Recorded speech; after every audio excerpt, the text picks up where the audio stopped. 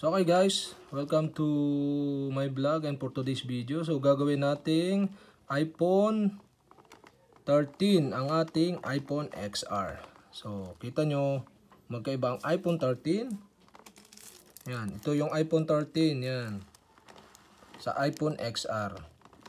So kita naman ninyo sa bilog. Ito yung ating iPhone XR, then ito yung gagawin nating cover dito. Hindi siya cellphone guys, yan. Cover lang siya. So bago siya, yan. Tanggalin natin bagong dating to. Yan. Papatchin natin dito para maging iPhone 13 ang ating iPhone XR. Yan. Bumili tayo nito, worth of magkano to? 90 pesos. 90 pesos lang guys ito. Pwede kayong bumili sa online yan. Yan. So bago nyo idikit, yan.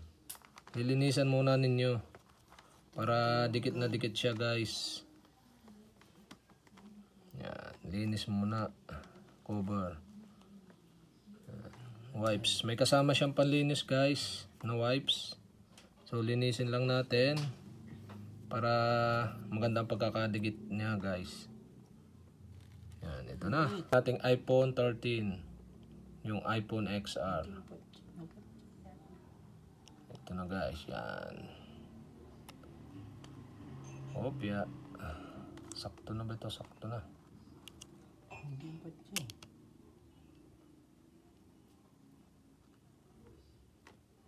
Yan guys, sakto na. Yan, okay na. Sakto na ang ating iPhone XR. Yan. Yan, okay na. Ito na ang ating iPhone 13. Guys, yan. Ito na. Oh. iPhone 13.